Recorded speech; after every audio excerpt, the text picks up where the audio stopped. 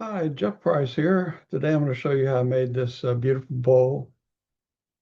This is made out of Osage orange, purple heart, cherry, and a few pieces of maple in and out here. The bottom is sapelli.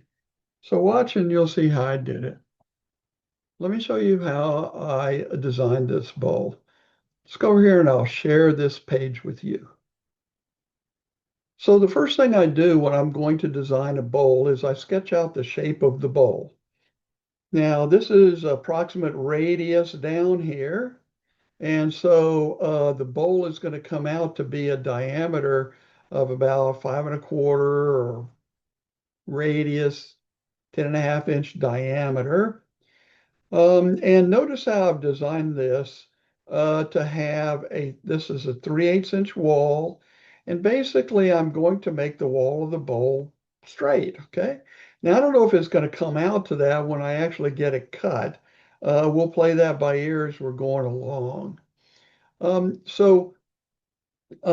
began after I make this sketch. I've got a 3 inch radius base, 6 inch diameter base. And after I've sketched out the shape of the wall, then I go in here and I mark the theoretical cross-sectional area of each segment required to cut out a segment when I turn it. So this is minimum to make a 3/8 inch wall. And I've gone through and measured each of these distances inside, outside, all the way for all 10 rows. Now, with 10 rows, each one is going to be about a 1/2 inch row.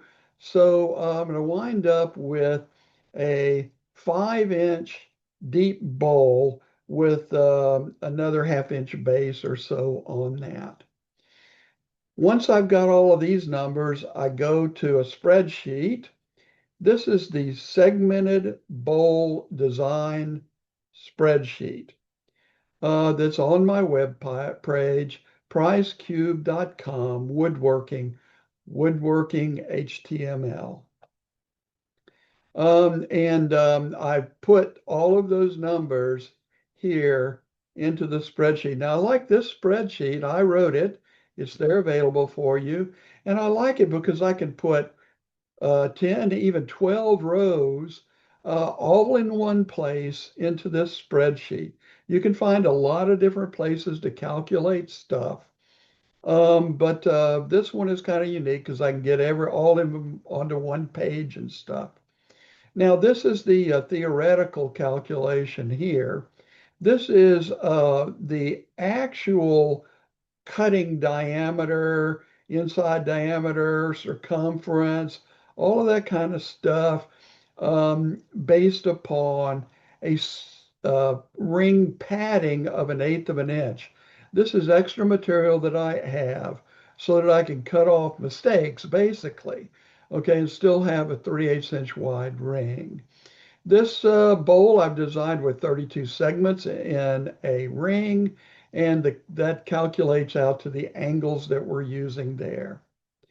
So once you've entered all of this, here's the part that you actually want to have with you when you're in the shop.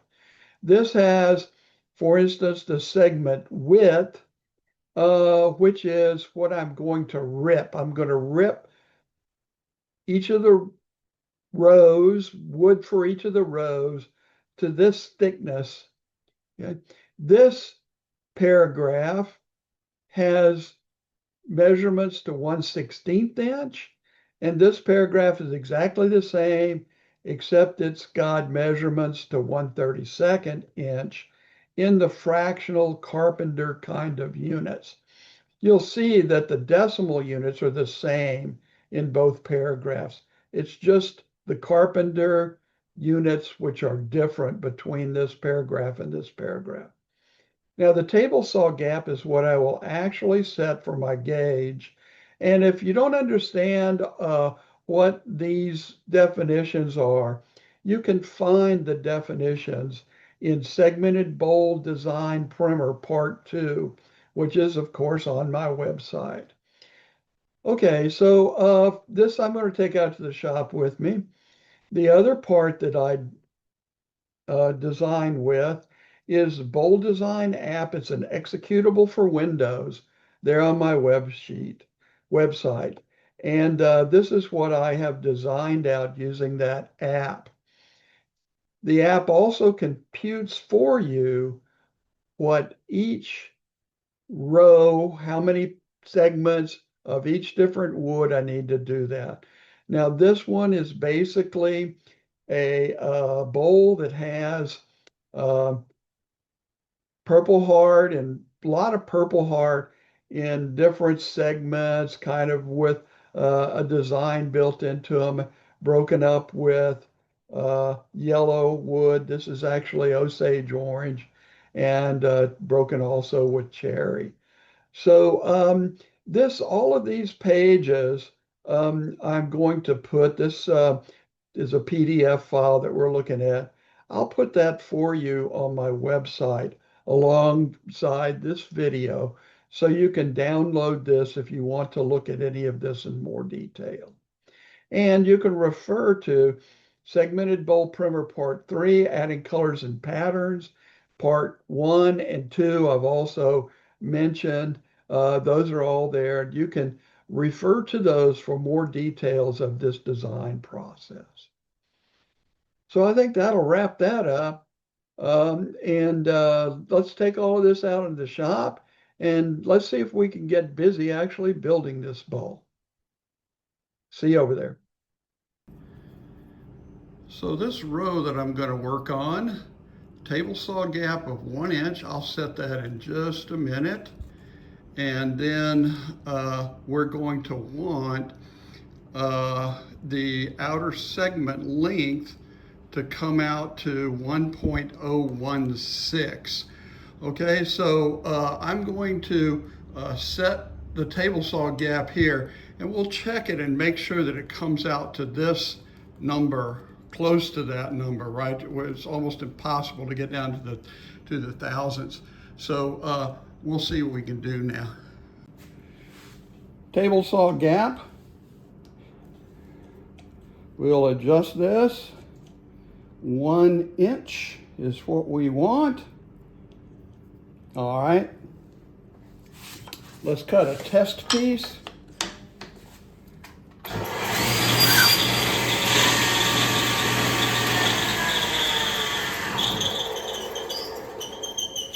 Now I'll check it. Don't know if you can read this or not. 1.210. So I want 1.016 and I've got 020. Well, that's close enough. I'm not going to get much closer than that. So we're good there, and then we can start cutting the pieces.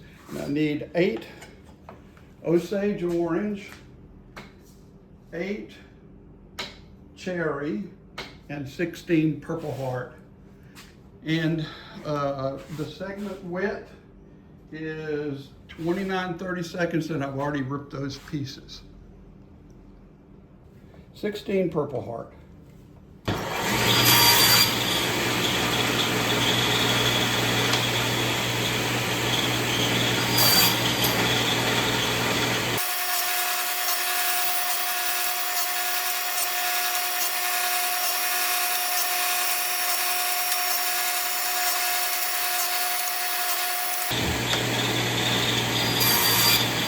Leave that 16. I'll count them up, make sure I got the right number, and then we'll go over and glue. So I've laid out my pieces here on a little gluing table, a plastic gluing table. Glue will stick to this a little bit, but I'll make sure it sticks to almost anything. I've made sure there's 8 Osage orange, 8 cherry, and 16 purple heart. Now the first thing I do is to check each piece. And I've got a sanding block here that I'm not trying to sand anything off other than knock off crumbs and stuff on the edges. And this little sanding block is really good for doing that. Okay, so checking it and making sure that there aren't any little corners left here. that would stop me from getting these really close together when I glue it.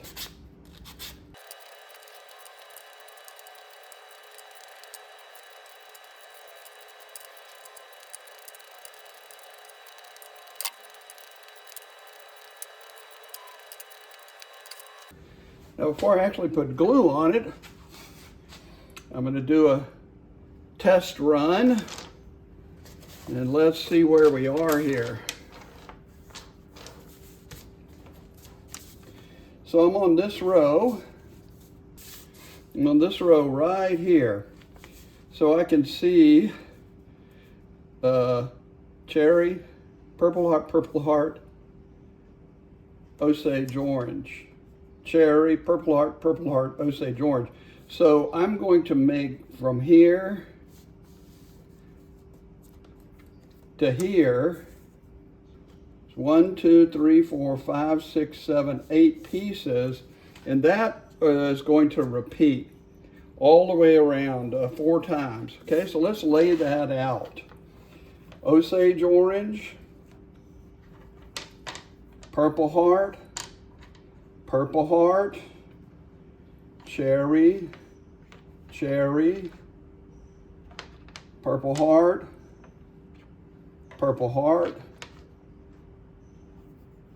Osage orange. Okay, so that's going to repeat 4 times. So now all I have to do is repeat that.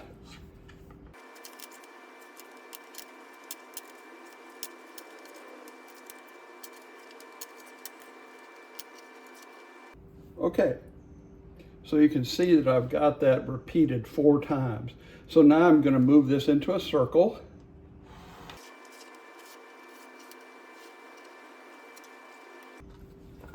And we're going to zip tie it. No glue to test.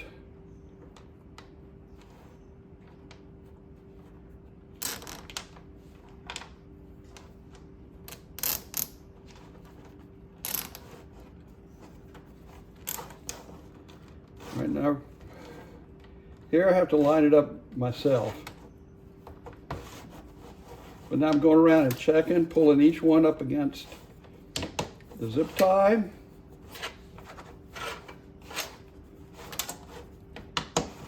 Make it good and tight. Okay, now I'm looking for gaps. If I see any gaps, because it's possible for me to nick one of these, knock off a corner or something like that, not push it all the way down. You never know, there's all kinds of little mistakes you can make. This is looking good. I'm going to check the other side.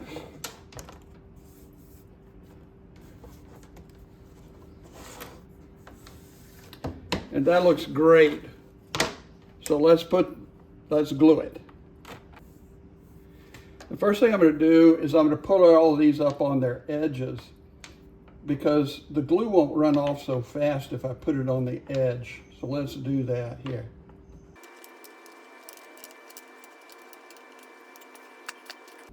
Now we're ready for glue. Not too much, not too little. Just takes a little practice.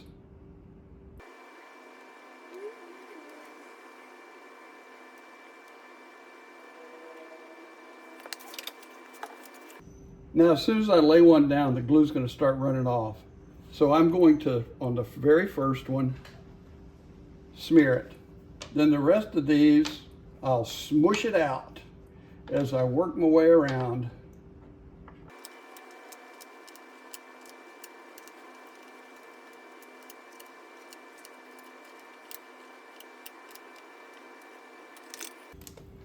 Now let's clamp it.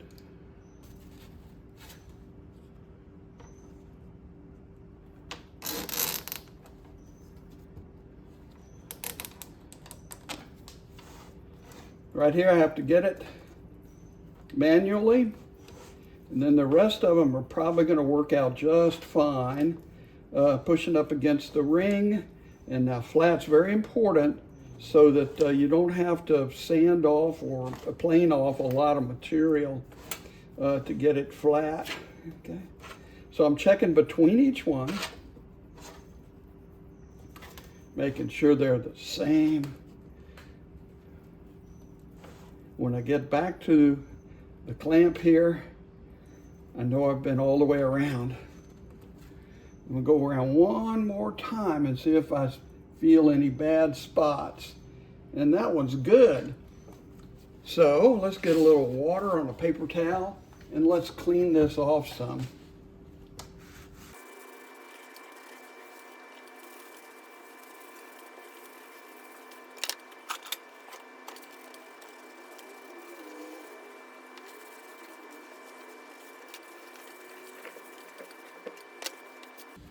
Okay, we are done now, and we will let that dry. So I want you to look at this. This has a mistake in it. Do you see it? Huh? I couldn't believe this mistake. I still can't believe it. Well, look right here. Look right there. There's one and there's supposed to be two. So I was surprised. I was trying to get ready to glue this one on. This is the 9th row. And I was getting ready to try and glue it on. And I couldn't get it lined up right. And my first suspicion was that the size is a little bit small. But this is, there are only 31 out of 32 pieces in this ring. Okay? And so I'm really surprised that it glued up well. There's very few gaps or anything like that. And so this just goes to show you how easy it is to make these mistakes. And you know, it's really quite a complex process to do this. So I've had to completely remake this ring. I'm shocked that I could figure out how to glue 31 pieces instead of 2. I can't figure out how I count up the red pieces, the purple heart 3 or 4 times, and I got the right number, and then there's only 15 out of 16 in here. Something really crazy happened. I don't know what it is. So it's easy to make mistakes. Be really careful and make sure you know you're getting everything right when you're working. Okay, so I've got the base, and this is a piece of sapelli. I've got it glued onto a piece of scrap on a faceplate. And of course, there's a piece of newspaper in here. That's how I'll separate it in the end. So right now, what I'm working on is dishing out the inside right here. This will ultimately become the overall base of where it sits on the table or on the counter, whatever, will be this side. And so I'm dishing this out to help keep it from wobbling. And so let's see what we can do. I like this particular bowl gouge swept back like that. I like that a lot for doing much of this work. So let's see, I'll continue dishing this out here. I don't have to dish it out much.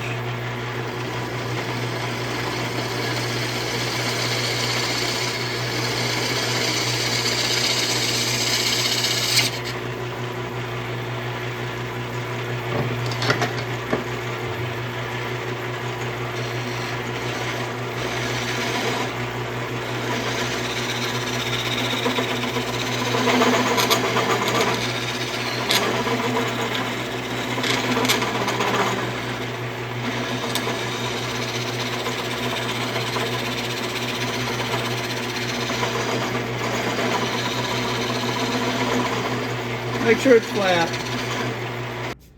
The last thing I'm going to do is I'm going to sand this down to 400 grit, just like as far as I'm going to finish the base, and sand it all the way down so that when I wind up flipping this back over, it'll be ready, and I'll just have to sand this off. So I'm going to, after I sand that down, I'm going to break it off, flip it over, and put it back on here. So I've got this dished out here. This is going to be the bottom of the bowl when it's eventually done. Piece of newspaper, and faced off my face plate again here. So I'm going to glue this on, and I'm going to be careful not to get glue down into here, because that'll be hard to sand off. When I take it off the final time, there'll be newspaper glued around here. I don't want it down in here because that's hard to sand off. Sanding this off will be no problem. This is now polished down to 400 grit, and I'm ready to go. I'm going to plane these rings now. A lot of people like to use a sanding drum, a drum sander thing. That's better if you got one. Plane works, but you have to be careful. Now, I've never had a ring explode going through the plane, but I'm very, very careful, and you need to be too. Very, very light touches.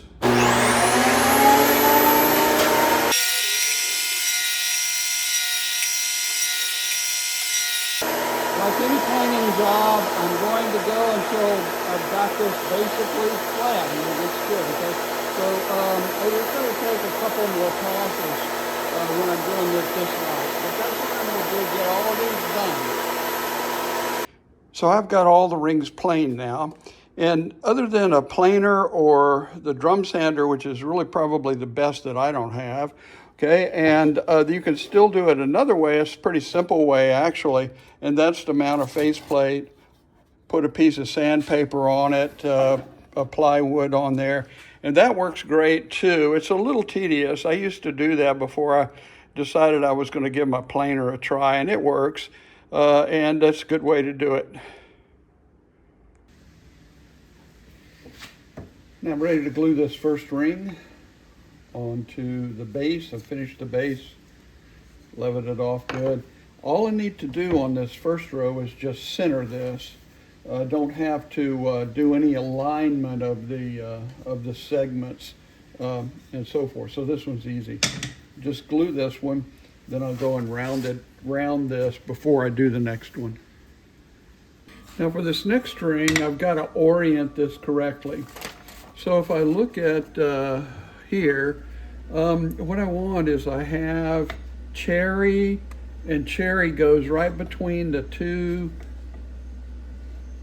Osage orange like this, see? And the Osage orange is going to grow in width. So that's basically how I want it oriented. And I really, though, need to get this lined up good. Now, here's a tip. Don't guess, okay? So what you want to do is I get some calipers, a compass, and I find the center of the segment. Okay, and I just usually do that just by kind of trial and error. And I say, oh, that's about the center right there.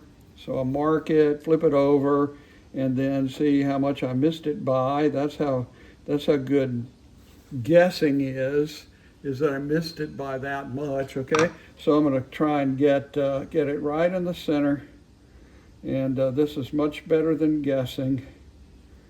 Okay, like that. All right, I think I got it now. Okay, I'm quite close to the center now.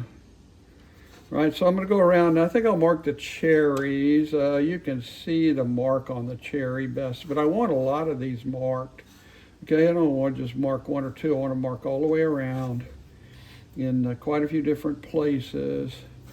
And then that'll give us lots of alignment markings when we're going to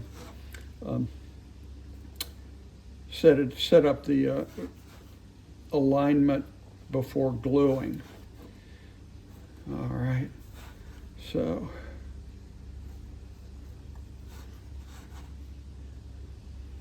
I don't have to mark every one, but I want to mark a good number, okay? Now I get a square, and I mark all the way across. It's a little hard to get the square lined up, but not too bad. See? And I'll inspect each one and make sure I do a half decent job of getting it right down the middle. And again, we'll mark all of these.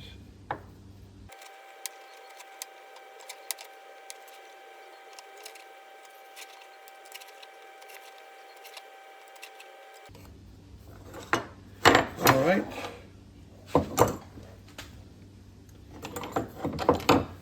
Now, let's lay it on here and we'll get her lined up. Let's make sure that we check the drawing before we decide that we've really gotten it correct, okay? So I've got the cherry between two Osage orange there, here, okay? And then I've got it between a cherry and the Purple Heart. So let's check that. So I've got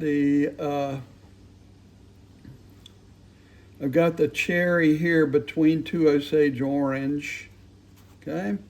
Cherry between two Osage orange. And then I've got Osage orange between the two cherries, okay? So I can also look at it that way. Osage orange between the two cherries, or like right here, okay?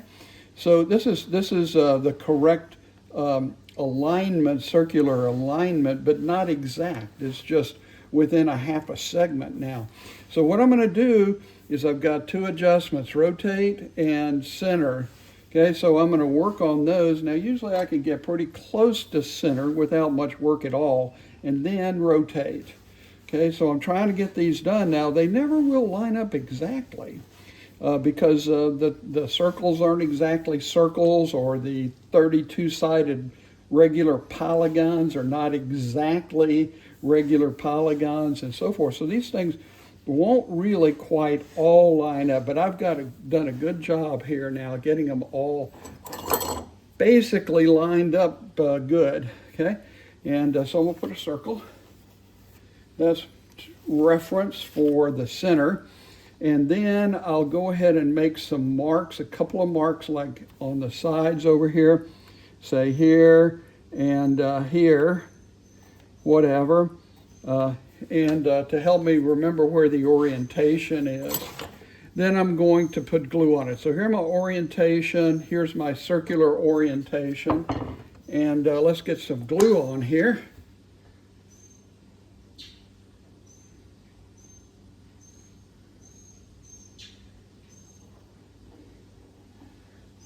Now one thing I just as soon not do is hide my centering mark, okay, with glue. So I'll try not to hit that too much. I just hit it there.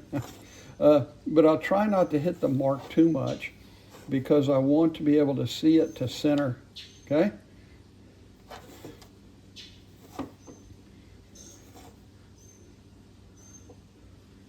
All right. I'm gonna go ahead and get this off of my centering. And let's not lose sight of the rotational orientation. Okay, here and here. All right. All right, here's my circular orientation. Here, here, and here. Okay. All right. And then we'll smash it down. And hopefully some glue comes out, but not too much. Right? So I can see my centering circle there. It looks good. Here's my orientation mark, my rotational orientation. And so this is looking good. I believe I got it. Okay, looks like I need to scoot it just a touch this way till I can see that mark. There it is. And then let's check the rotational orientation, and that looks real good, okay? So I'm gonna take this over and clamp it, and then we'll be ready for the next ring. So you can see now, I've got all 10 rows glued up here.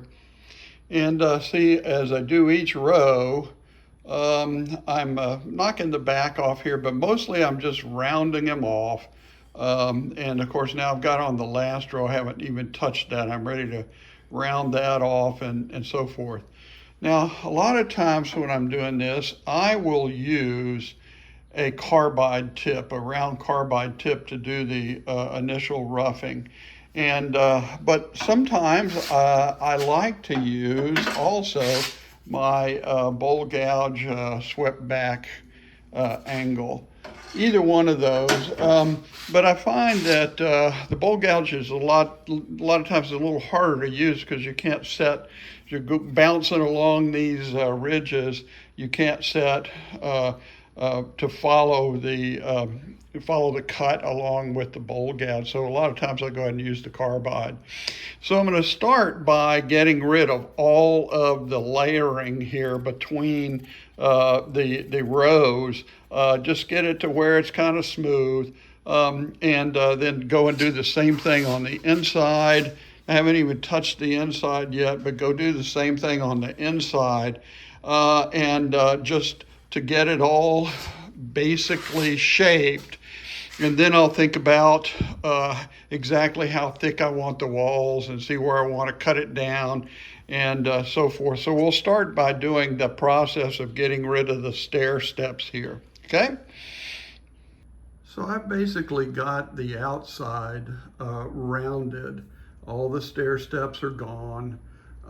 There's still a few things, still need to take it down a little bit, but it's basically there. So I'm gonna scoot around and work on the inside for a little bit.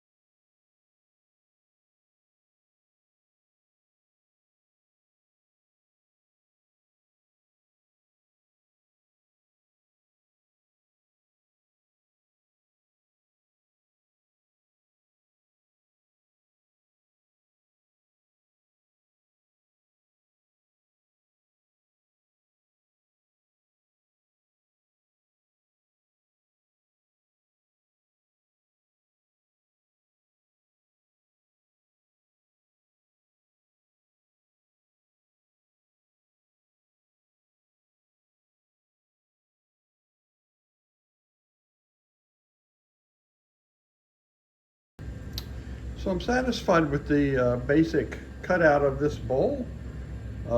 It's nice, looks nice. Uh, it's completely cut down to where there are no major flaws at all. And I'm going to begin sanding with 150 grit sandpaper.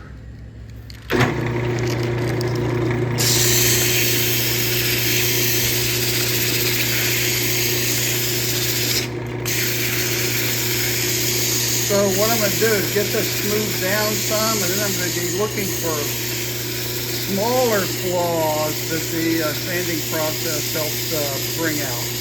And I'll get busy doing that, then move to 200 and finally 400. So I'm beginning to do the 220 grit. I just started 220 grit and I thought I'd get you a look at it. It's looking really nice. I finished 150 grit, 220 now, and this will get some shine on it and we'll look for any defects and fix those. I have this sanded down to 220 grit now, and I'm going to go to 400 and let's watch the shine.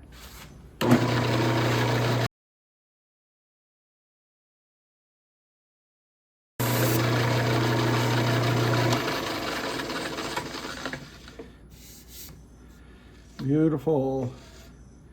So I'll get this all sanded down to 400. Watch and see if the shine keeps getting greater or if I'm just getting nowhere. And then we'll see about finishing it.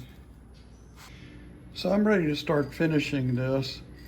Now this is what I usually use, is the Minwax fast round polyurethane. And I use different kinds of gloss, a warm gloss. They have semi-gloss. I like that one too for certain things. I'm going to use a gloss on this one. This is fast, it's easy.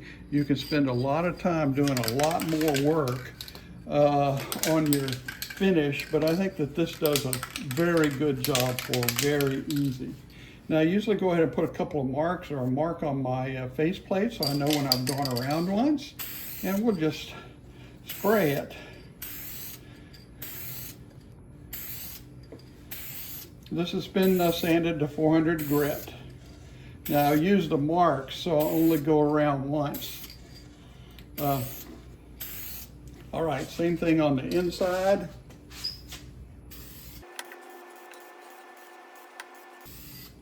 Okay, and so I'll let that dry for an hour or so. It is fast drying, so it'll dry an hour or so. I'll put on a second coat. Then usually I let it dry overnight from there, and just hit it with a little bit of 600 grit paper, and just to knock off any junk, not really to try and take off the old finish, but to kind of polish up the first two coats, and then put a third coat on top of that, and I'm done. Okay.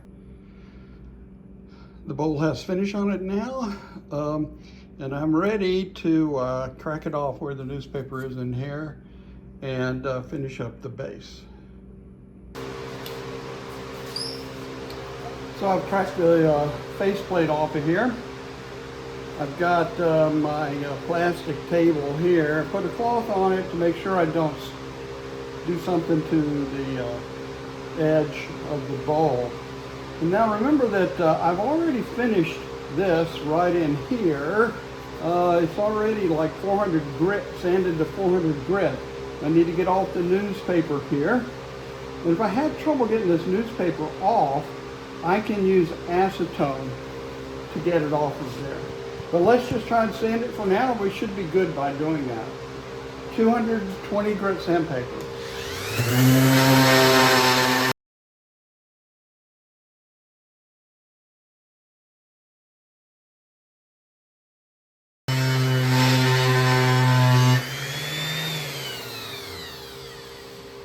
So that's already about 90% of it. I can finish that up. I'll put in some 400 grit sandpaper sanded. Remember, this is the bottom, so I don't really have to finish it real nice, but I'll do what I can on it without too much trouble.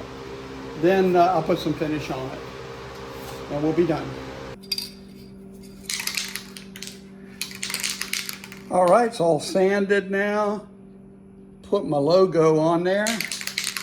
And let's give it just a touch, a little spray, and we'll put probably 2 coats of this on there. Let's try not to get too much on the sides where the finish is already beautiful. All right, I'll put 1 more coat on there, and we'll be done with the bowl. So here is the finished bowl for you. Very nice, great finish. I like the base, especially nice grain. So I hope you like it. Hope you like the video. Come back and visit.